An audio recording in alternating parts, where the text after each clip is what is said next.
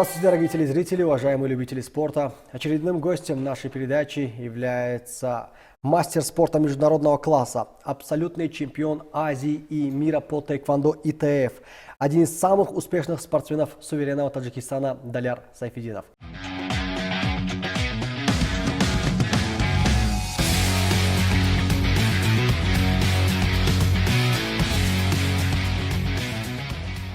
Даляр, рад приветствовать вас в студии телеканала «Варзиш». Вы редкий гость сейчас в Таджикистане. С чем связан ваш последний визит, то есть нынешний визит? Ну, последний раз я здесь был в Душанбе лет 6 назад. Вот у меня уже родились 2 детей, и они вот из-за пандемии мы никак не могли сюда приехать. Были прикрыты все пути, дороги. Ну, к сожалению, на тот момент было очень сложно этот вопрос решить, но сейчас, когда все открылось, детки подросли, и, конечно, для меня, как вам сказать, такого истинного патриота нашей Родины, я очень бы хотел, чтобы мои дети росли и, конечно, впитывали вот этот таджикский воздух, культуру. И вот наша основная цель была это привести детей, чтобы они посмотрели, познакомились. И, ну, конечно же, здесь у нас есть еще родственники, родные, чтобы как бы поближе познакомились с нашими детьми. И мы, чтобы, как бы, опять же, наша цель это прививать вот эту нашу гордость, таджикскую культуру. Впитывать традиции. Да, да. С вашего последнего визита прошло много времени, 5-6 лет. Насколько все изменилось в Таджикистане, в частности в Душанбе?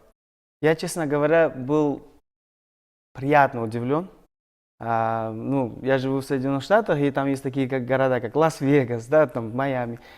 Ничем мы не уступаем. Мы приехали ночью, и поворот аэропорта, едем, и я практически не узнаю. Я просто был в шоке. Это было такое приятное удивление. Очень красиво, очень чистый город. Не знаю, в положительную сторону много чего изменилось. Возможно такое в перспективе, что в будущем, под старости лет, вы будете жить именно в Таджикистане, обратно приедете из Америки? Да, все возможно. На сегодняшний день я считаю, что никогда нельзя говорить никогда. Все может быть. И с такими темпами развития нашей страны, Таджикистана, и этот момент даже я могу не опускать. Может быть, и такое произойдет. Далее, давайте пройдемся по важным моментам вашей карьеры. Как вы оказались в тэквондо? Вам нравился этот вид спорта в детстве, или же вас в секту привели родители?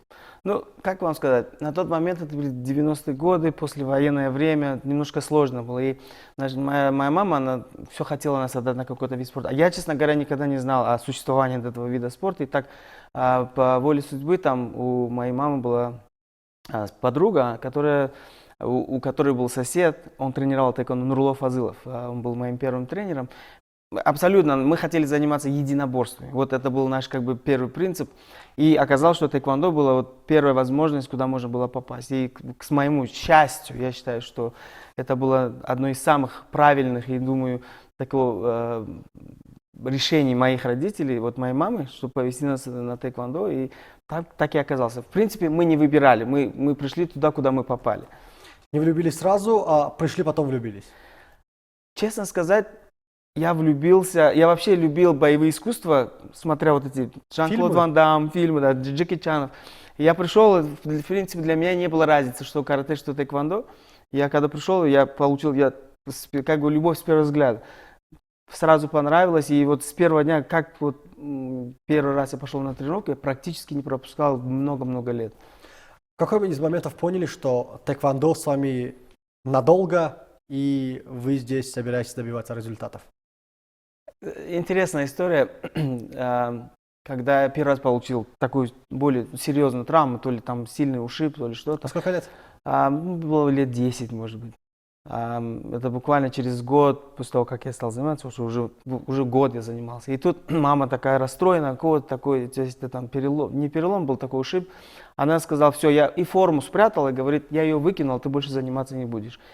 Я плакал, как будто бы, я не знаю, что у меня отняли самое драгоценное в моей жизни. Я тогда понял, что действительно это то, чем я хочу заниматься. И вот тогда моя мама, она сказала, раз ты так хочешь пойти, несмотря на травму, несмотря на мои какие-то запреты, я буду вас водить. И вот я помню, тогда были вот комендантские часы. когда нельзя было после 8, там, после 9 уже выходить на улицу.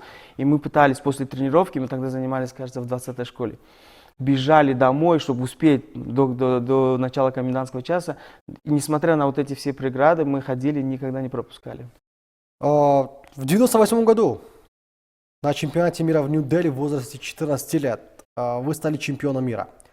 Как вообще отбирались спортсмены на мировое первенство из Таджикистана? Так как спортивных школ не было так много по тэквондо, была, если не ошибаюсь, одна единственная школа. Да-да. И как вообще отбирались спортсмены? Ну, вот на тот момент, вот кажется, вроде бы 90-е годы, вот, очень все сложно. Мирсаид Яхяев поставил очень серьезную федерацию. На тот момент мы уже были подрастающее поколение, у нас уже были старшики, Нуруллов, Фазылов, Рустам Зияев. Там у нас было очень много хороших спортсменов, которые уже показывали результат на мировой арене. То есть у нас было стремиться к кому, да. И отбор на чемпионаты мира проходили очень серьезно. Я вот помню наши чемпионаты республики, иногда по сложности прохождения вот, туров на чемпионате республики иногда даже проходили, то есть было сложнее, чем на каких-то международных соревнованиях. В 1998 году, честно говоря, это была очень интересная история, когда, в принципе, я не подходил ни по возрасту, ни по весу. То есть первая весовая категория, там была 52 килограмма, я весил где-то около 44-45 килограмм. Но выступили потом в 52. Да, то есть это первая весовая, то есть ниже нету. Там на тот момент не было. И плюс возраст, мне 14 лет, там, кажется, с 15 лет можно было выступать. Ну, я очень хотел, я видел ребята, которые готовились, я подошел к Мирсаиду Яхяеву и попросил, можно я просто для себя, я выступлю на отборочном турнире, чтобы прокататься. Поборюсь с ребятами, ну, кто выиграет, тот выиграет, а я чисто для себя, чтобы опыта набрать. Так получилось, что пройдя все туры, я выиграл первое место. И когда Мирсаид Яхяев, он сказал, слушайте, ну как-то может быть, все-таки не надо, потому что ты ни по возрасту, ни по весу не проходишь, и потом с Международной Федерацией мы, наверное, скорее всего, не сможем тебя повести, потому что это практически по критериям ты не подходишь. Потом Сайтакаев все-таки решил сделать дополнительный отборочный турнир. Он сказал, давайте еще раз проведем, чуть-чуть позже, через месяц. Там отобрали 3 ребят, и мы опять по второму кругу прошли. Я по второму кругу опять же выиграл турнир. И тогда уже у Мирсаида Яхяева, походу, не было... Все вопросы отпали. Да, все вопросы отпали. И он писал в федерацию и как бы подписал документ о том, что он всю ответственность, если что-то со мной происходит, потому что я ни по весу, ни по возрасту, он берет на себя. И тогда федерация согласилась, и меня тогда туда взяли. Вот это был очень интересный такой момент. Вы осознавали масштаб своего достижения в этот юный возраст? Честно говоря, нет, у меня был такой юношеский максимализм. Мне казалось, что я сверну горы, я пойду вперед. А мне наоборот, как бы, Мирсаид Яхяев говорит, ну, может быть, знаешь, ты вот поедешь. Он уже как бы согласился меня взять. Я уже прошел турнир. Он говорит, самое главное это участие. Ничего страшного. И причем он потом мне рассказывает, говорит, я был готов там, когда первый бой у меня был с, кажется, аргентинцем, он такой высокий был. Он говорит, я уже подумал, может быть, там, снять с турнира, там, с какой-то травмой и что-то такое. У него такие даже мысли его посещали на тот момент. А так, я считаю, что для меня лично никаких преград не было. Правда, что зал тэквондо ИТФ в то время был местом занятий в большей степени детей из, так скажем, более состоятельных семей? Нет, я бы не сказал. Я сам... как грубо говоря, я был не с такой благополучной семьи, в то время было очень сложно. И я считаю, что один из главных успехов этой федерации тем, что эта федерация вот, во главе Мирсаида Яхяева, они подтягивали детей, несмотря на их какое-то там финансовое положение, что они создали все условия. Если есть талант у человека, им давали возможность. То есть, если талант мы подтягивали, мы ездили на сборы на 40 дней, там очень дорого это стоило. Кто оплачивал поездки? Мирсаид Яхяев, он находил средства. За счет привлечения спонсоров, да? Да. Он рассказывал, что вы шили какую-то спортивную одежду, продавали, за счет этого всего возмещали убытки и расходы, нет? Ну, знаете как, для нас на тот момент мы мы жили только спортом, а Мирсаид Яхьяев решал все эти финансовые вопросы. Он как бы нас прикрывал и создавал нам такие условия, чтобы мы просто были сосредоточены на спорте. То есть сами спортсмены не оплачивали все эти поездки? Ну вот, по крайней мере, когда я выступал, я ни разу ни за один турнир, я сам не заплатил ни за один сборы, ни за один турнир, никогда даже не привлекал никаких-то спонсоров, все было всегда оплачено. После этого титула пройдемся по самым важным. Победитель Кубка Европы, чемпион Азии, абсолютный чемпион мира. Если идти в подробности, то времени не хватит эфирного, потому что личный спарринг, командный спарринг, там разбивание всего, чего возможно в тэквондо. Ну и самое главное, обладатель черного пояса 4-го дана. Оглядываясь назад в прошлое, объективно, складывается такое ощущение, что становление чемпионом мира в тэквондо ИТФ выглядит чуть проще, чем по другим видам дисциплин и по другим спортивным видам, нет? Это немножко спорный вопрос.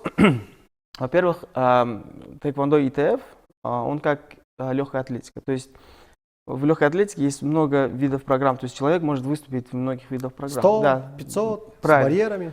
Бывает, что не повезло на 100-метровке, повезет на 200 метров. Да? Вот в тэквондо ИТФ, к счастью, есть много видов. Вот когда я выезжал, я выступал в 5 программах. Я и выступал в командном спарринге. В личном было такое, что я проигрывал в личном спарринге, но мы вытаскивали команду там в командном каком-то выступлении. Да?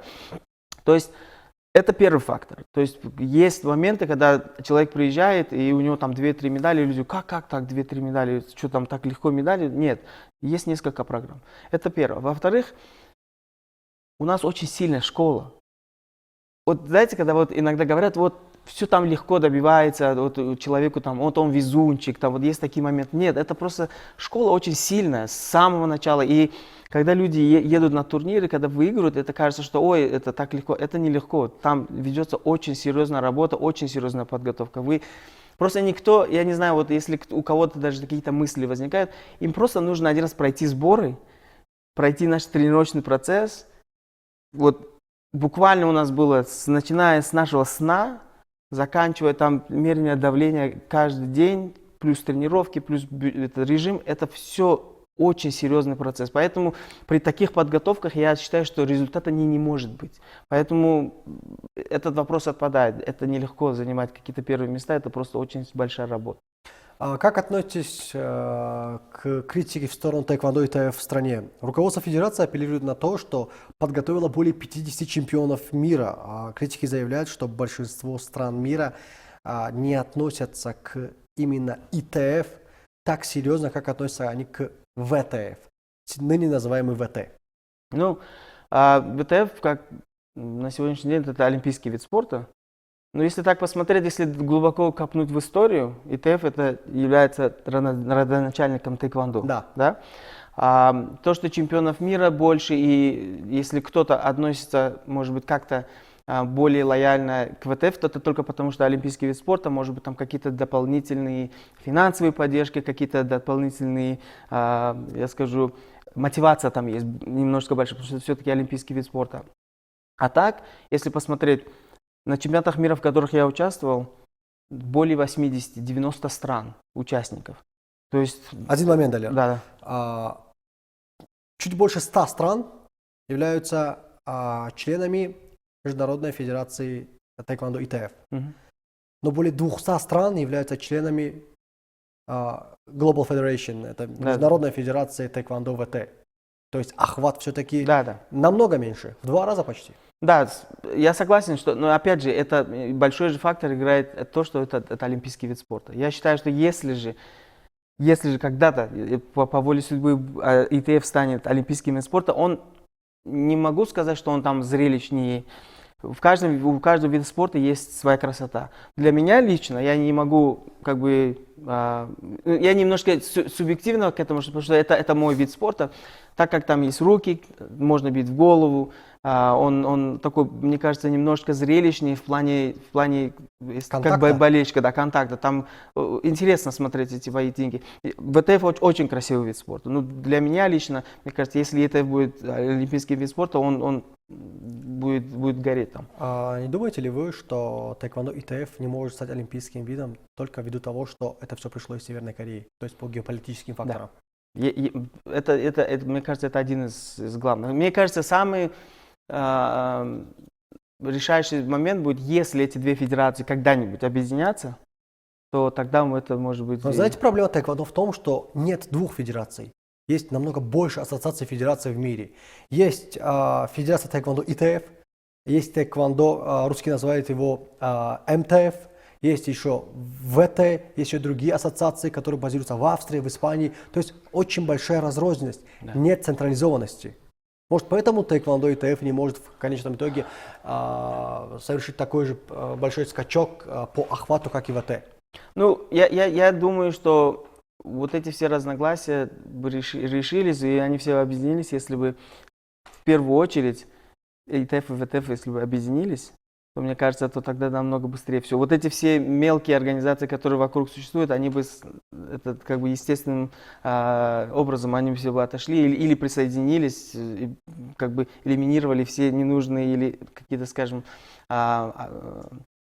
как сказать, мелкие федерации, которые просто создались для того, чтобы иметь как бы свою какую-то федерацию. То есть объединение двух федераций будет решением. И есть еще одна разновидность, более когда глубоко копнул в эту тему, американское тэквондо.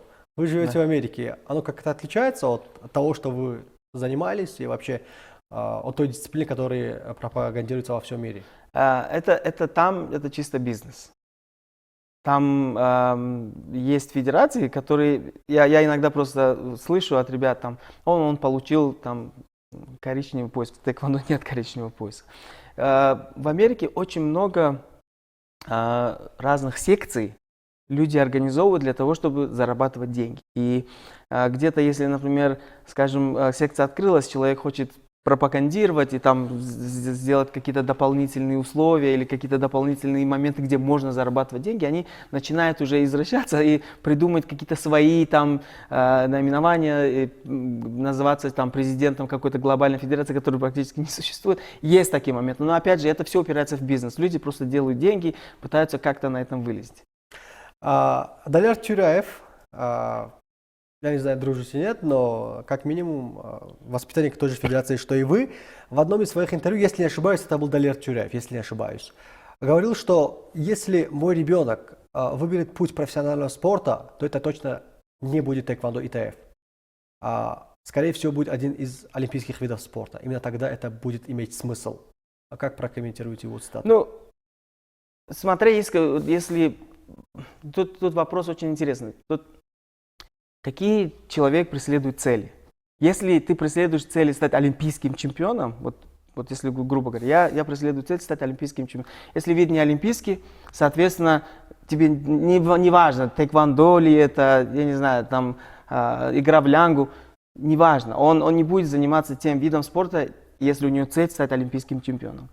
По мне, тэквондо, ИТФ, он такой вид спорта, который охватывает очень много видов единоборств. Если заниматься тэквондо, ты можешь спокойно выступать в кикбоксинге, ты можешь выступать в карате, ты можешь выступать в других, даже в ММА, да? Там подтянуть борьбу и можно выступать в ММА. По мне, если человек преследует цель, скажем, просто физически и морально укрепиться и подготовить себя такой... В этом плане вопросов нет. Тэквондо ИТФ лучший вид спорта для здорового образа жизни, для моральной устойчивости. Но как профессиональный спорт не имеет же тех вершин, которые имеют другие виды спорта. Вы согласны? Вот вы сами отметили, что это может быть базой для продвижения в других видах спорта. То есть на базе тэквондо ИТФ пойти в карате, тэквондо ВТ, либо же в тот же ММА. Ну, опять же, я говорю, если преследовать цель стать олимпийским чемпионом на сегодняшний день, ИТФ... Вопрос был профессиональная спортивная карьера. Ну, я бы своего ребенка с удовольствием отдал бы на тэквондо ИТФ, если бы как спортивный, как профессиональный спортсмен, я бы отдал, если бы у меня будет такая возможность это сделать там, в Америке. У меня как раз вопрос следующий был о том, что вы бы отдали своего ребенка. Были слухи, что спорткомитет в свое время предлагал Федерации ИТФ своих лучших бойцов подготовить к выступлениям по тэквондо ВТ. Мгм. Но фактически никто не выступил. Я- Почему? Я выступал на чемпионатах. Результаты? У меня было один раз было золото, один раз я проиграл то ли во втором, то ли в третьем поединке. То есть правила абсолютно другие. На одном отборочном турнире мы бы готовились, был чемпионат то ли Азии, какой-то в Иране проходил чемпионат. Я выиграл турнир, но на тот момент мы так и не попали. По финансовым каким-то проблемам мы не смогли попасть. А один раз я выступал на чемпионате республики, там я проиграл. К сожалению, когда ты выступаешь в другом виде спорта, когда есть другие правила, все равно быстро перестроиться очень сложно. Я проиграл, потому что я очень многие правила не знал. Например, там выход за линию, там падение, какие-то моменты для меня были немножко не чужды. И я там случайно рукой задевал, замечания забирали очки. То есть я вот по этим причинам проиграл. Но я опять же говорю, это я не сваливаю на то, что там какие-то правила или что-то. Нет, я проиграл, потому что был хороший соперник, он меня обыграл, и это был его вид спорта. А никогда не задумывались о том, чтобы переквалифицироваться и подготовиться к Олимпийским играм? Нет. Нет, на тот момент для меня это, например, чтобы подготовиться к олимпийским видам спорта, для меня единственный путь это был тэквондо ВТФ. Но, к сожалению, для меня переквалифицироваться было очень сложно, потому что у нас были руки, были в голову, и это нужно было уделять очень много времени, перейти на другой вид спорта. В принципе, у меня не было такого интереса. Кого считаете своим самым сложным соперником в своей карьере? Ну, я думаю, что Шахоб Бахромов, потому что мы с ним дрались несколько раз, то ли 4, то ли 7, я вот точно не помню, на многих турнирах я ни разу не выиграл. То есть вот я считаю, что вот это соперник, которого я никогда не смог победить. Там было очень много факторов, потому что я помню, когда я выступал в 35 килограмм, он был чемпионом республики в 63. Потом мы встретились с ним в 63. Между вами есть разница в возрасте? Да. Сильная? Лет 6-7. Вы 35, он 63. 63 или 54 он выступал, да, чемпионом республики он был. Для меня были такие спортсмены, как Шахоб Бахромов, Шухрат Бердыев, вот это были те звезды, на которых мы равнялись. Я вот помню, я в 35 был чемпионом республики, он был то ли в 54, то ли в 63. Вот я когда подрос, был какой-то моральный прессинг, потому что это была звезда, на которого я равнялся, а тут мне приходилось с ним бороться. У нас были очень серьезные поединки, но, к сожалению, я ни разу его не выиграл. Вот я считаю, что, наверное, он был самым серьезным таким. Можно отметить силу федерации в то время, что на первенстве Европы в 2004 году до финала дошли двое таджиков. Вы и опять-таки вышеупомянутый спортсмен. Да, это... Вновь не выиграли. Нет, это был финал, как вы сказали, на Кубке Европы. Даже статья была после этого поединка, был таджикский финал в пользу России. А тогда Шахоб выступал за сборную России. Да? Да, он выступал за сборную России. И мы дошли до финала. И опять же, мы поработали, был хороший бой, но он выиграл. Самый курьезный, либо же самый запоминающийся случай на международных соревнованиях? Именно в поединках или... Без разницы. Вокруг поединка, в раздевалке. Самый курьезный случай. Самый курьезный, наверное, я не могу сказать, что это курьезный, но это интересный момент. Это был чемпионат Азии в Ташкенте. Я выходил, на тот момент я уже был чемпионом мира. Турнир, в принципе, для меня не был самого высокого класса. Мы приехали на этот турнир. Я выходил с таким одним из... Бывают вот такие молодые звезды, вот когда только поднимаются. Вот в Узбекистане с узбеком я выходил. Парень такой высокий. Я немножечко так вальяжно. Вот молодой он еще этот. И тут я что-то делаю. И потом осознаю только в раздевалке. Я на момент в раздевалке, вот так, как будто я проснулся, и смотрю, его на меня защита, я мокрый, понимаю, что я только что на татами был, но я абсолютно не понимал, где я нахожусь, что я здесь делаю. И на тот момент ребята были со мной, и я спрашиваю, что здесь, что мы здесь делаем? Они думали, что я шучу. А потом, я когда уже посмотрел, оказывается, я пропускаю сильный удар, я падаю, встаю, но продолжаю бой, я выигрываю бой. Но я абсолютно не помнил, ни где я нахожусь, ничего. Я до сих пор не помню, пока я видео не посмотрел, я бой не помню, как я выиграл, что я делал. По воле Аллаха я... Пробел. Да, полностью пробил. Я смог удержать этот удар, победить, но удар был очень серьезный. Вот этого я не помню. Я считаю, что это такой один из моментов, где мне просто повезло. А так он меня мог вырубить, и все. И чемпион мира на полу. И... Это был хороший урок за вальяжность. Не нужно Да, недооценивать соперника. Да. Во всяком случае, вы свою карьеру завершили красиво. В 2009 году вы заранее знали, что это ваш последний большой турнир, и вы стали абсолютным чемпионом мира. Почему решили завершить именно в тот период времени? Ну, Либо, так скажем, повесить кимоно и пояс на гвоздь. Ну, вы правильно отметили, у всего есть свое время. Я считаю, что на тот момент я был на пике своей формы. Я осознавал, что я на пике своей формы. Это тогда, когда я мог... Это были последние года, когда я мог посвящать спорту столько времени для того, чтобы я показал хороший результат. Просто для того, чтобы показывать результат на международной арене на этом уровне, нужно спорту уделять очень много времени. Но на тот момент я уже собирался жениться, уже, во взрослую жизнь вступать. Несколько факторов. Пик формы, взрослая жизнь. И на тот момент я понимал, что следующий турнир, к следующему чемпионату мира через 2 года, я не буду, во-первых, не в этой форме, не будет столько времени уделять этому времени. Поэтому я решил сказать, что это будет мой последний турнир. По воле Аллаха я так получилось, что я выиграл звание абсолютного чемпиона мира. И решил, что это красивое завершение карьеры. Как так получается, что в тот период времени огромное количество воспитанников Федерации Таэквондо ИТФ эмигрировали из страны, причем именно в Америку? Не знаю, было какое-то соглашение между федерацией и посольством, либо же спортсмены ввиду своих достижений, им легче давалась виза, либо же грин-карта на проживание в Америке? Нет, я считаю, что никаких каких-то договоренностей не было. Просто в Америке есть такое понятие, как extraordinary ability.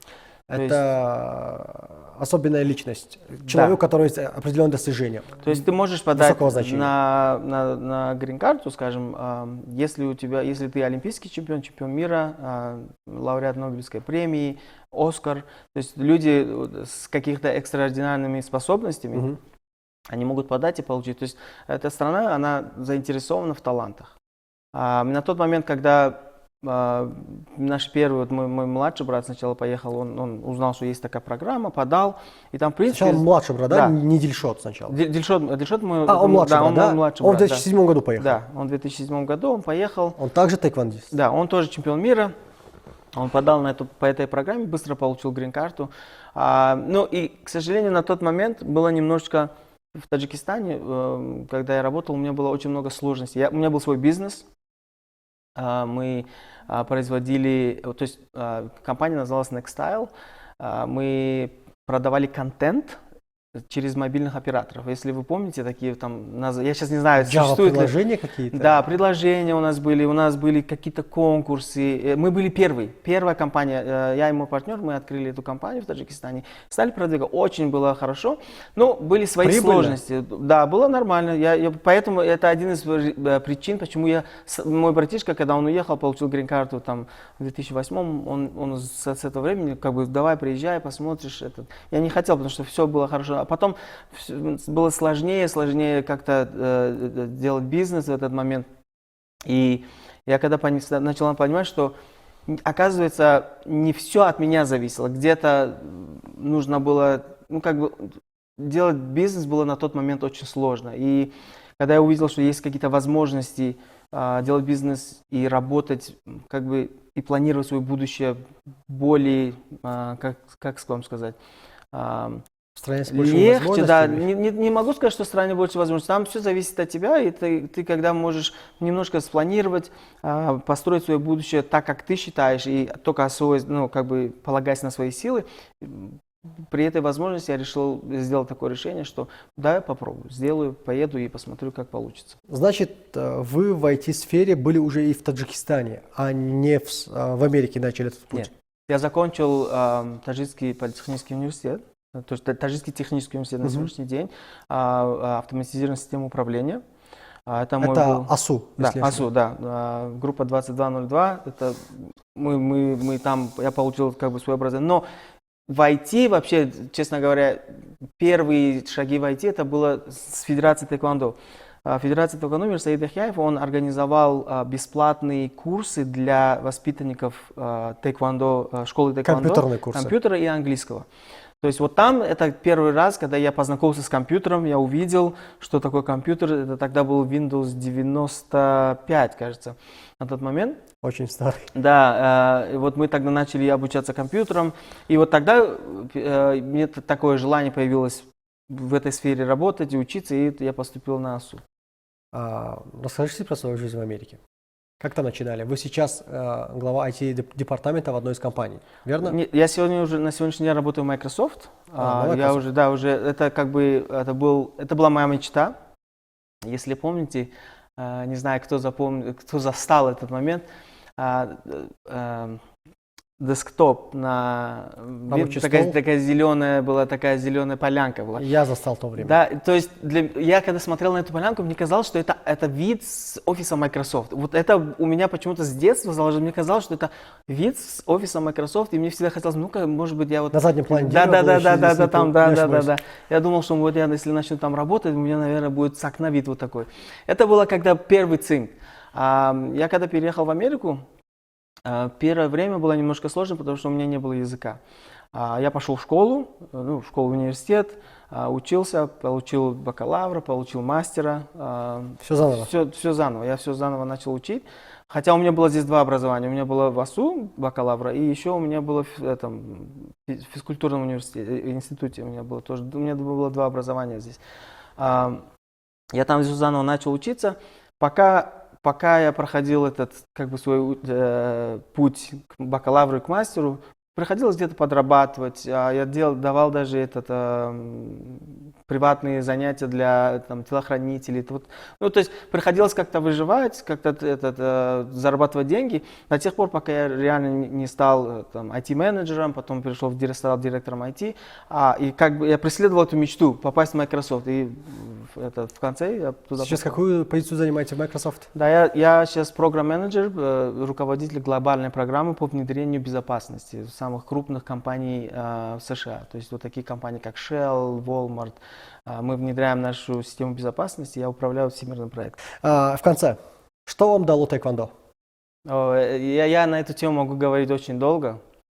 Кем я сейчас являюсь, я считаю, что это тэквондо, потому что я вырос без отца на тот момент, в первую очередь. Стать просто настоящим мужчиной, это тэквондо.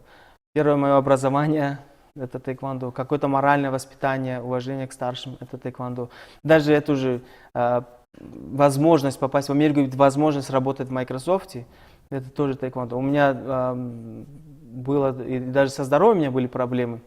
Я считаю, что медицина на уровне, на котором находится в США, и его уровень, позволил мне тоже выкарабкаться с этой ситуации. Тоже, я считаю, что это тоже по воле Аллаха, что я стал чемпионом мира, и что получил возможность поехать туда, и тоже как бы излечиться, это тоже считаю, что это тэквондо. То есть там можно говорить очень много.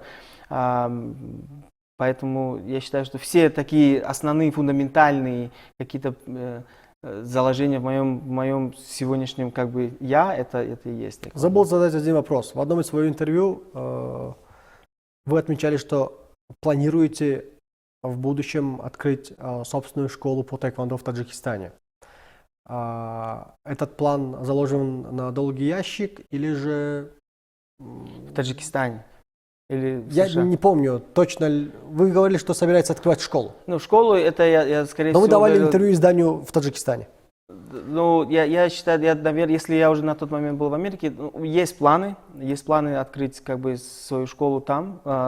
Такую же коммерческую, как Нет, очень нет. много есть в Америке. Вот этот это самый большой, как американцы говорят, reason, почему я не открываю школу сейчас, потому что я не готов на этом, Финансово. нет, я не готов из этого делать какой-то финансовый доход. Для меня тэквондо это как профессиональное хобби, как увлечение для души. То есть на сегодняшний день я работаю, если открывать школу серьезную, это нужно вкладывать время, а если я это буду вкладывать и, как вы сказали, не для того, чтобы там зарабатывать деньги, мне все равно нужно жить. Поэтому Microsoft это мой официальный, как бы такой основной доход. Я надеюсь, что когда-то я приду к тому времени, когда я буду способен открыть свой зал и не ждать от этого какого-то финансового дохода, а делать это для души. Вот когда это время дойдет, я считаю, что я открою школу. Как человек с богатым жизненным опытом и в сфере спорта, и вне спорта, какой совет дадите молодежи, которые прямо сейчас смотрят на вас? Мудрый совет от Далера Сайфетдинова. Ну, я считаю, что нет ничего невозможного в жизни. Я сейчас просто вспоминаю 20, 25, 30 лет назад, где я был, где я сейчас. Мечты сбываются. Самое главное должна быть цель, целеустремленность, и никогда не сдаваться, несмотря ни на что. Если есть вот эти вещи, цель, целеустремленность, это такое трудолюбие, я считаю, что все возможно. И на сегодняшний день, я вот пообщавшись с людьми в Таджикистане, я вижу, что эти возможности появляются. То есть люди начинают что-то начинать, и у них это получается, потому что они очень этого сильно хотят. Раньше, может быть, где-то было сложно, потому что были какие-то, может быть, сложные условия. Сейчас условия есть, просто нужно желание. Вот если это будет, я думаю, что можно всего добиться. Далер, благодарим вас. Уважаемые телезрители, напоминаем вам, что гостем сегодняшней нашей передачи был абсолютный чемпион Азии и мира по тэквондо ИТФ Далер Сайфетдинов. А мы с вами прощаемся до следующих встреч и до следующих интересных гостей. До свидания.